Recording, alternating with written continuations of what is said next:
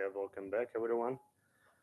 We're starting the second tutorial of GAN course. This course will be related to fabrication of kidney on chip apparatuses, and we will be talking specifically about the method of microchip fabrication method that was employed within our university. Membrane material selection and achievement of the biocompatibility for renal replacement therapy. So since we are talking about the implantable artificial kidney, I would ask the question to the audience: what's, on your opinion, could be the one of the main issues of the implantable kidney exploitation within the patient's body?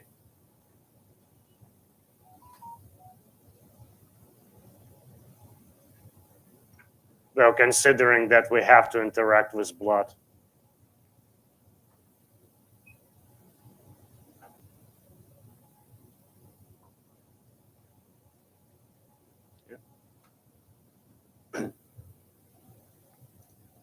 Pretty much the same issue has to be addressed if we're working with the artificial heart apparatuses. Yeah. Anyone? Yeah, blood clotting. That's exactly one of the main issues that have to be addressed first and foremost. It's especially critical when we're talking about the artificial heart systems that have to pump blood, and they have basically the main idea behind those apparatuses is very close to what is tried to be implemented in terms of implantable artificial kidney. Heart failure and chronic heart diseases are even more critical for a patient because the primal system that provides the basic functions in the human organism is basically the lung system and the cardiovascular system. And if there is a heart failure and the heart stops beating, of course it's an issue when just a patient can die from that particular circumstance. So if in case of chronic kidney disease there is still some time when the uremic intoxication develops, and we have a very long window of opportunities to help patient and to perform the renal replacement therapy in case of the heart failure. And if there is the sudden heart failure and the heart stops pumping blood, it's an instant death for a patient. So this particular issue is even more crucial in case of the healthcare. And basically, if we talk about the issues about artificial hearts, if we talk about the stationary units that provide the artificial blood circulation, they also remove the social mobility for the patient. So the main idea behind this particular technology is the same. We have the lack of the donor organs to provide all people who have developed the chronic heart diseases, and the only way to help them is to artificially provide the blood circulation within the system. And the most desirable approach here, besides the organ transplantation, of course, is the development of artificial heart and total artificial heart that can maintain the blood circulation within the human body. Considering the fact that when we talk about the implantable artificial kidney, we basically have the same issue as the artificial heart, because we have to consider the blood clotting in the system, and we have to develop the measures how to prevent the blood clotting within on the internal surface of the apparatus. So speaking of the different approaches, like the most obvious but not very desirable approach would be the heparin infusion. The long-term heparin infusion can lead to different issues with the patient's health. So the the solution that has to be applied in terms of the artificial organs like artificial heart or artificial kidney, and probably the audience can suggest what kind of solution we can propose here.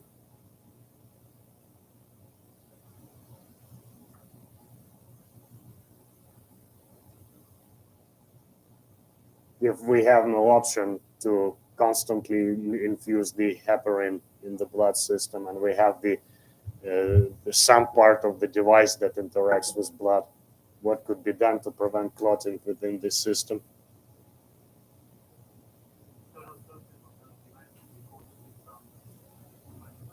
Yeah, that's actually a very that's a correct answer. So we have to consider a type of anticoagulation surface that will prevent the mechanism of the clot formation within the internal surface of the apparatus. In terms of the heart, it's of course the pump itself, and in terms of the implantable artificial kidney, it's different microfluidic systems that provide the initial blood filtration. It's microfluidic systems that provide the reabsorption from the ultrafiltrate to the blood.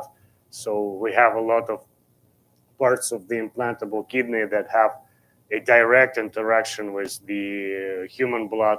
And of course, we have to take into consideration that this issue has to be resolved by application of the anticoagulation surface to the internal surface of the device. So basically, if we talk about types of the surface, there are actually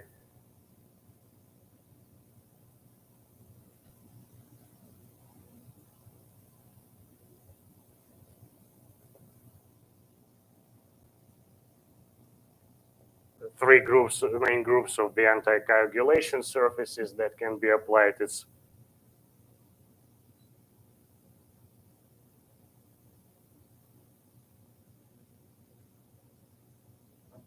and the thelizing surface that basically uses, for instance, the vascular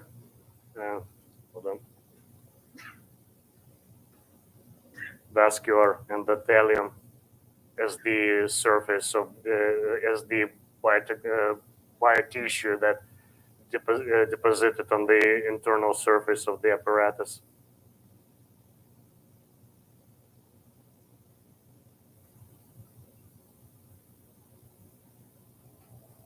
It could be the biomimicking surface,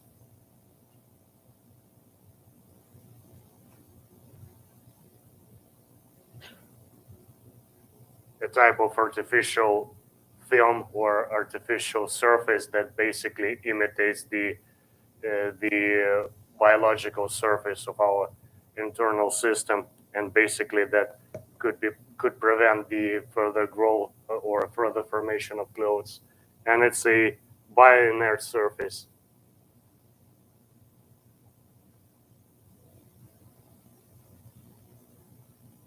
Basically, it's a type of surface that does not interact with the components of blood in any way, that allows to prevent the clot formation at the early stage of the right at the beginning of the blood formation. So yeah, that's just another quick overlook of this apparatus. And when we're talking about the blood formation, this is one of the potential mechanisms that actually take place during the blood formation. And if we talk about the bioinert surface, what we're talking about, we need to take into consideration what actually happens during the thrombus formation when medical device comes into the contact with blood. So the biocompatibility is actually a very huge topic. I think you can form like another course of lectures just covering the problem of biocompatibility. It's not just the immune reaction, it's not just the some inflammation processes that might take place in during the exploitation of any medical device. It could be the blood, the problem of thrombus formation as well, because, for instance, if we take a titanium, a typical and a common material that is used for the production of the medical apparatuses, such as the pump for artificial heart, it's considered to be a biocompatible material. That means that if we have the direct interaction of this material with the skin, for instance, there will be no reaction with that. So we have pretty much a lot of biocompatible materials, like the controller that I hold right now, or the watch that I'm wearing. Like there is no any allergic reaction or any inflammation that is could take place during the interaction between skin and my watch. But the biocompatibility, as I said, is a broader term because it depends on what exact condition we exploit this material. Because one thing is when I just put a watch on my hand and there is only interaction between skin and the material itself, and there can be interaction with the blood.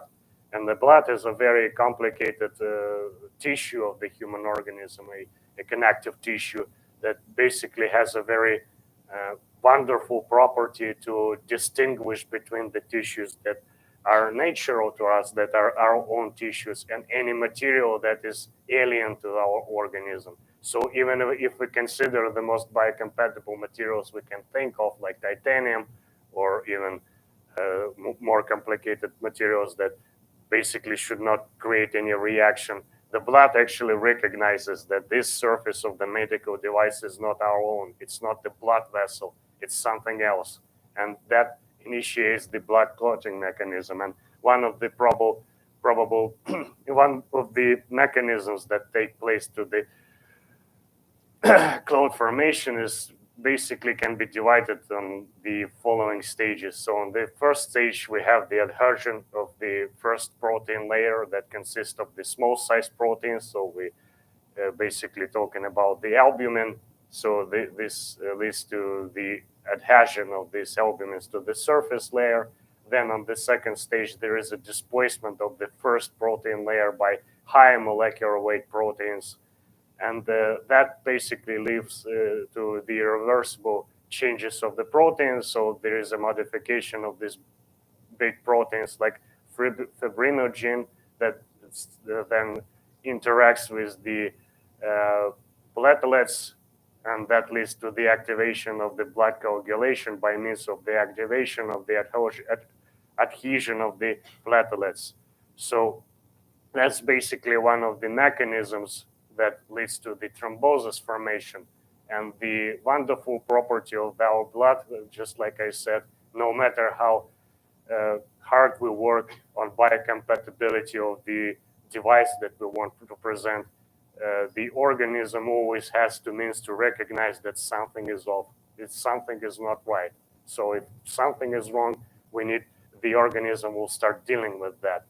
So the main idea of the bio-inert surface is to provide a sort of film that prevents the thrombus formation right at the beginning stage of this particular mechanism. So we prevent the adhesion of the small protein layer that actually activates the next stages of the thrombus formation. And basically, that's the main idea that lies behind the surface preparation for the blood system circulation. And the same sort of idea, if we talk about the biocompatibility and about the safety of the apparatus, including the implantable artificial kidney, we have to think about what kind of the film we can provide in order to deal with this type of reaction. For this particular research, a microfluidic system was created. It was manufactured by our colleagues, specifically by a very prominent scientist and engineer, Kristina Popovich. She is working on the issue of the blood clotting in the artificial heart system, but considering that in terms of the interaction with blood, implantable artificial kidney and artificial heart are very close types of apparatuses that experience basically the same issue that has to be addressed. That means that basically the microfluidic system that is created for the purposes of the heart improvement, could be potentially used for the formation of the microfluidic systems that can address the problem of the blood clotting. This is like the type of microfluid that I will just allow everyone to look at close. So don't worry about this film. The only request I have, please do not break the microfluid system itself. The film is just the experimental. So if you just break, it's just a glass substrate with the experimental film for this particular device. So the main idea, of course, we need to prepare a specific film that will provide the implementation of the idea that we will prevent the formation of the first surface layer. And in this particular case, there was a preparation of the collagen solution that included carbon nanoparticles. Specifically for that particular reason, were chosen multi-volt carbon nanotubes with different concentrations. So the problem with carbon nanotubes is that depending on what type of carbon nanotube we're talking about, we have to take into consideration that different types of carbon nanotubes with different properties can possess different biocompatibility issues. For instance, if we are talking about the single-volt carbon nanotubes, their properties can change due to chirality, the way how the carbon nanotube spins and what symmetry it has. And this type of symmetry can change the electroconductivity properties and can change the mechanical properties of the carbon nanotube. And basically, the main issue with the single-volt carbon nanotube is that it has the penetration property that it can go through the membrane of the cell, and it can potentially damage the biological tissue it interacts with. So despite the fact that it has very amazing mechanical properties that are quite suitable for surfaces that we're going to use in this system, the safety issue is the primal concern here. So if we're talking about the carbon nanotubes, basically the main candidate for the further experiment is multi-volt carbon nanotube that basically does not the same interaction with biological tissues as the single-volt nanotube, carbon nanotube. And considering why exactly we use the carbon materials, nanomaterials here, is the issue that it is one thing that we actually obtain the bio-inert surface. Another thing that we actually constantly, continuously exploit this surface in the apparatus. So we need to make sure that it's resistant enough to the blood flow that goes through the device. So this particular surface will not degrade, because the more it degrades, the bigger chance that at some point we'll initiate the first stage of the blood clotting. And if there is no any surface that prevents that, and this surface can be gone due to the fact that the exploitation time is so long that blood just erased this surface, then we need to take into consideration the mechanical properties of that surface. And one of potential candidates that can be used for the formation of the inert surface that can be used in the apparatus is basically the biomaterials, like combination of collagen with the multi-volt carbon nanotubes. And why I'm talking about the mechanical properties and taking into consideration that we're talking about implantable artificial kidney, considering that we talking about the shear stress of the flow of the blood flow, usually in the apparatuses of artificial heart, it will vary from, if I remember correctly, from somewhere from 0 to 120 pascals. We have to take into consideration that we have the shear stress change somewhere in the same values. Maybe it will not reach that 120 pascals in the system that we present for the implantable artificial heart system. Nevertheless, we have to consider that we will create the shear stress that can potentially degrade the material that will work inside of the microchip. That means that we have to prepare the solution that will be deposited in the substrate or the internal surface of the apparatus. So the film preparation actually had the following stages. First, we bombarded the substrate with the titanium nanoparticles. Then there was the preparation for this of the surface to make sure that there will be a better adhesion for the multi-volt copper nanotube collagen solution that we prepared for that purpose. There was a preparation of the solution itself. So the problem with carbon nanotubes is that when they are not functionalized, they have the tendency to actually merge with each other by creating the carbon clusters. It's a formation of different carbon nanotubes that they let's say merge together. Is not very accurate word, but the main idea that if we do not functionalize them, they will interact with each other. So it will be a harder issue. It will be much harder to actually make a homogeneous solution that will provide us a better distribution of carbon nanotubes of the film in the film. Because for the proper mechanical properties, we need to make sure that there is an even distribution of the carbon nanotubes in the film that we use for this particular surface.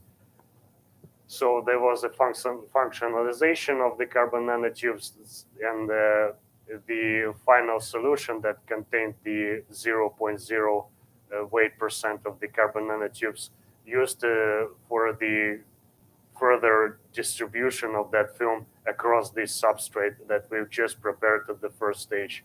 And this is basically how the samples look like. So we have the borosilicate glass as a substrate with the deposited titanium film and deposited layer of the bioinert surface that basically should work as the internal surface of the apparatus. So it's not just the titanium like in it's a modified version of the internal surface of the apparatus. And those samples were used specifically in the microfluidic system to test out if this particular surface is resistant enough to the shear stress that we create within the apparatus. And the microfluidic system is basically very desirable because it's very easy to use. We can easily change the substrate we have to use, so we don't have to use very complicated big systems like the typical pump systems where we cannot create a specific shear stress and control this shear stress at the whole peripheral surface of the apparatus. So microfluidic chip, in comparison with conventional methods, has very an easier control of the shear stress within this microfluid channel. And basically, we can change the substrate, or we can just extract this substrate and observe what kind of processes that took place in there.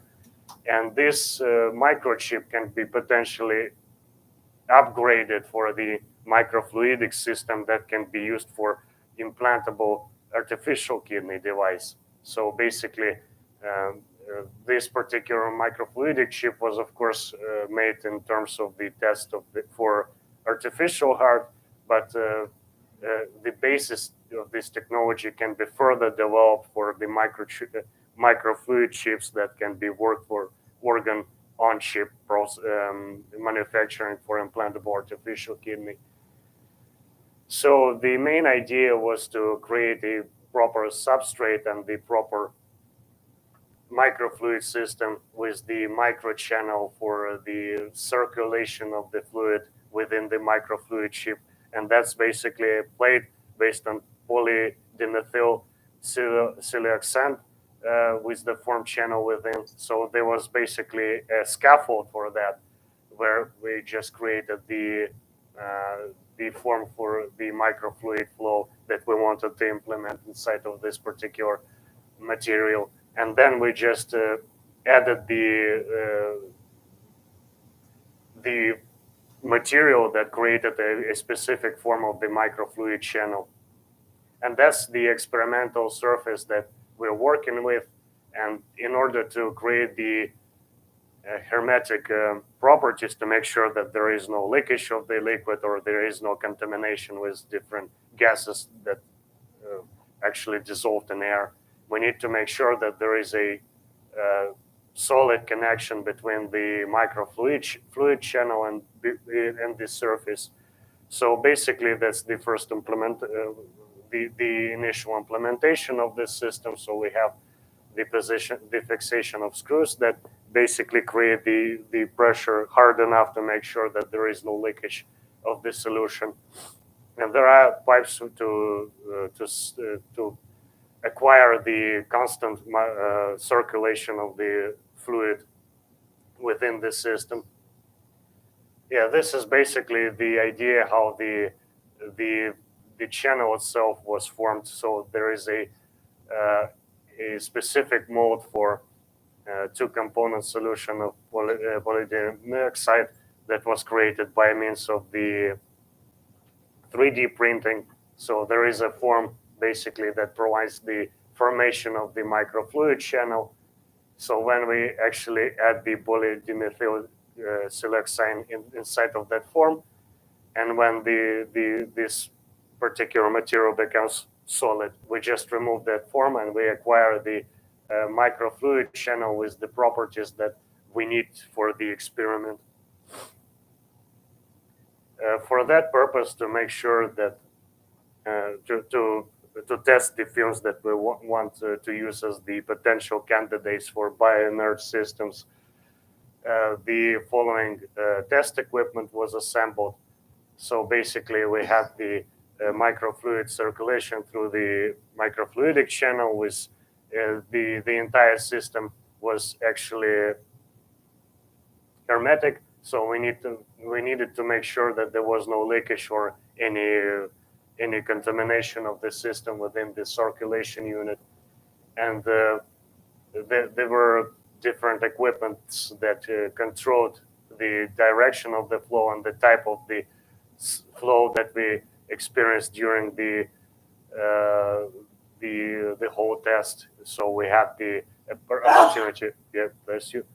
We had the opportunity to control the velocity of the flow within the microfluid system, and we controlled what kind of whether we had the unstable flow or laminar flow inside of the microfluid channel. So it helped us to evaluate what particular shear stress parameters we experienced during the exploitation of the microfluid channel. Because of course, if we have somewhere unstable flow, it will create a specific shear stress, and that can affect the surface that we want to use to prevent the cloting.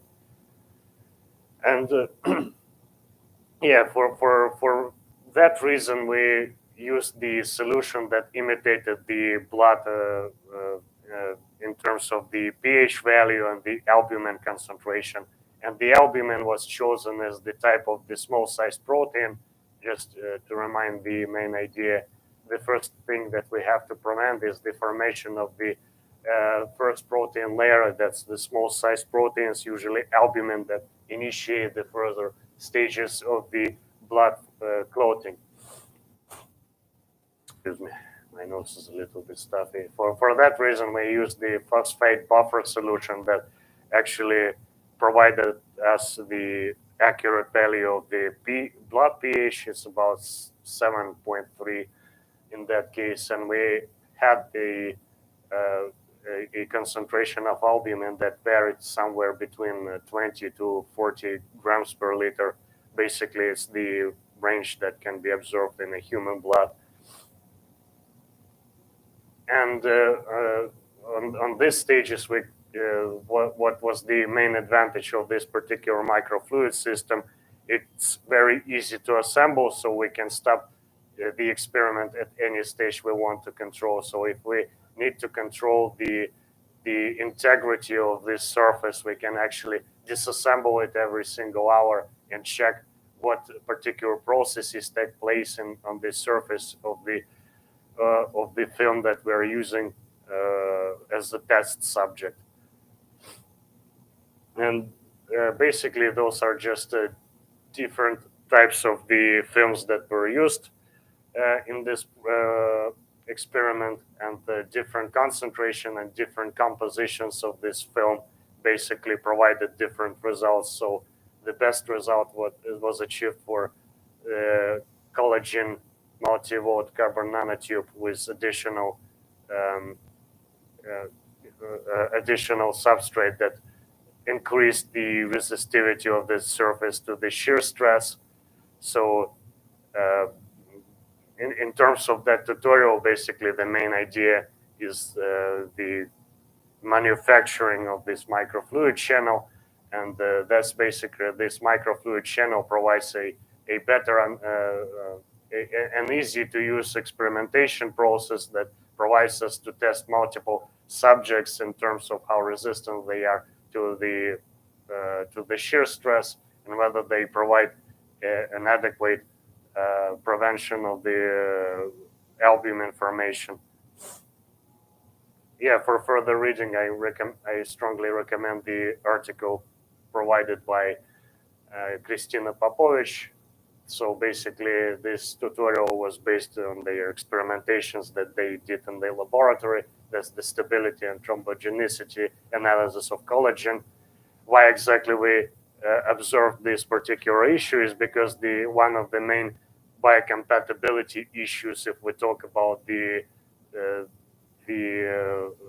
perspective of this particular tutorial, is not just like the inflammation process or the immune reaction, but the clot formation is a very huge issue here, and that's a part of biocompatibility as well, and we have to take this into consideration. So one of the primal issues that have to be resolved in terms of implantable organs, including implantable artificial kidney, is to prevent blood formation or blood clotting inside of the microfluid chips, because it could be a crucial issue in terms of the implantable artificial kidney exploitation.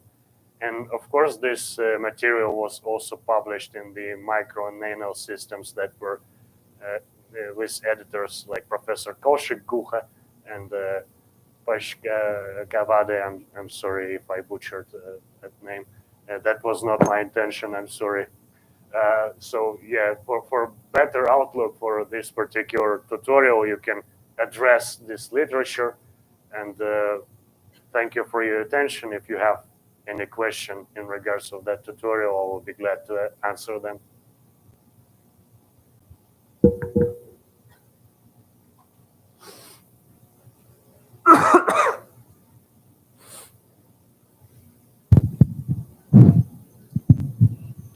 Thank you for the lecture. Yeah. I wanted to ask if the three kinds of anticoagulant surfaces, do they have similar immune response? Do they elicit similar immune response from the body? Because as a layman, I don't have much background in biomedical sciences, but as a layman, I would say maybe the biomimicking surface should have less, or let's say milder immune response. Well, in terms of immune response, if we are talking about inflammation, etc., or any blood reaction, all these three types have to be biocompatible in terms that they do not provoke any immune reaction. But in this particular tutorial, we consider those three types as the anticoagulation surface material. So we were not talking about the immune response, but rather we were referring to mechanism that was considered in that case. And biomimicking means that the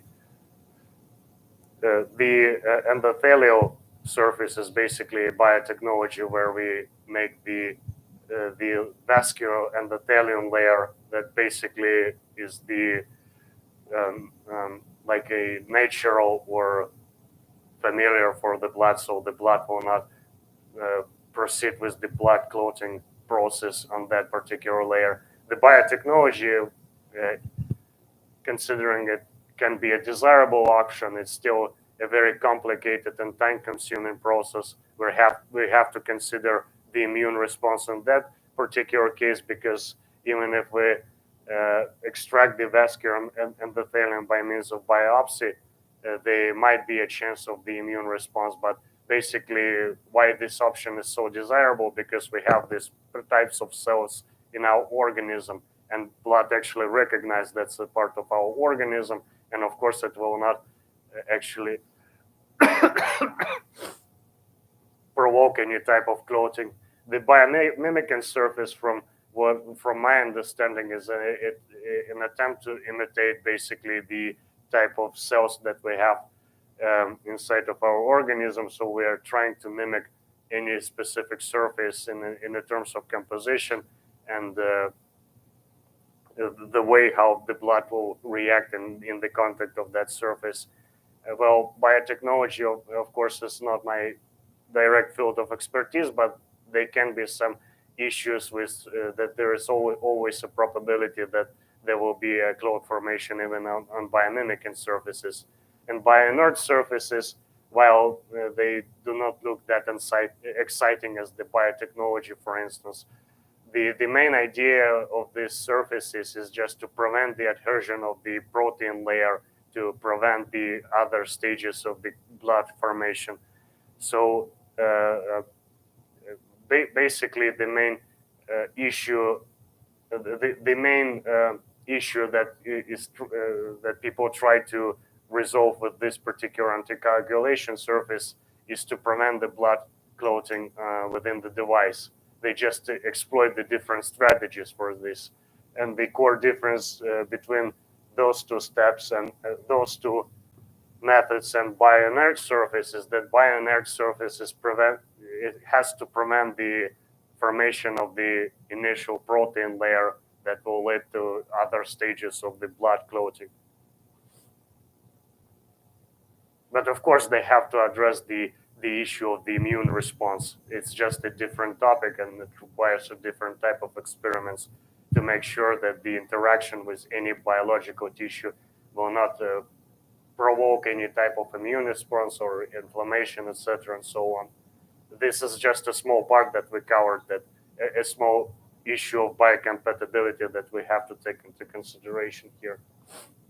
Thank you. Yeah. Thank you.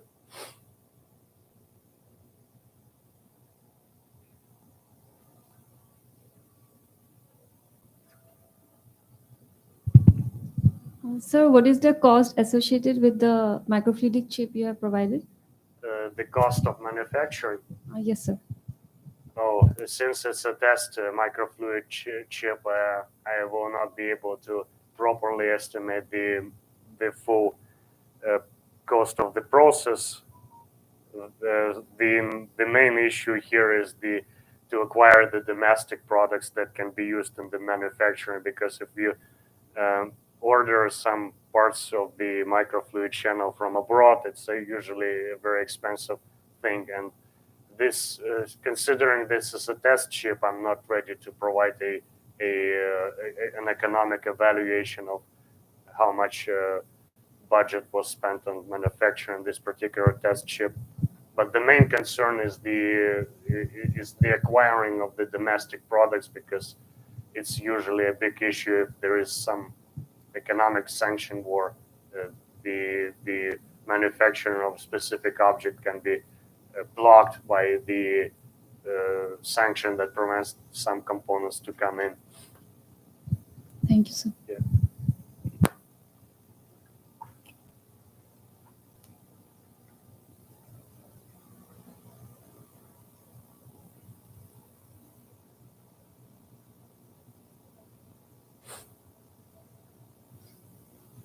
More questions?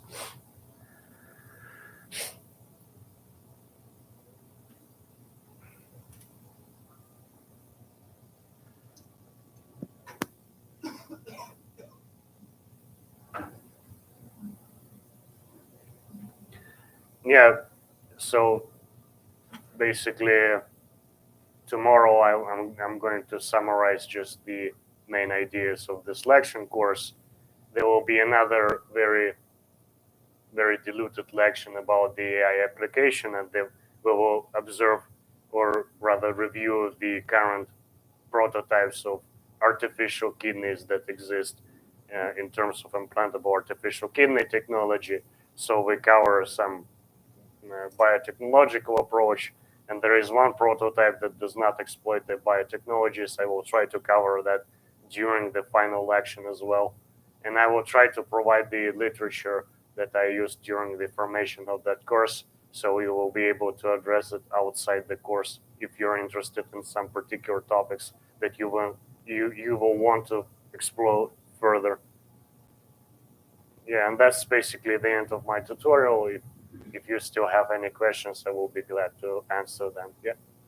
Sir, you mentioned that the microfluidics are based on collagen and carbon. Yeah. What basically the advantage provided by the collagen? Because I understand it is basically a structural protein.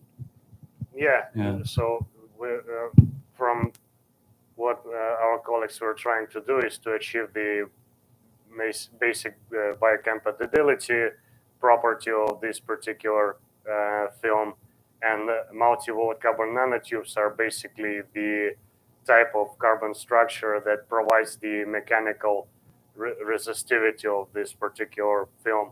So we were trying to implement a technology that basically would be biocompatible with blood, and at the same time it had enough of resistivity to the shear stress of the blood, so it would not disappear, it would not be erased during the exploitation of this microchip.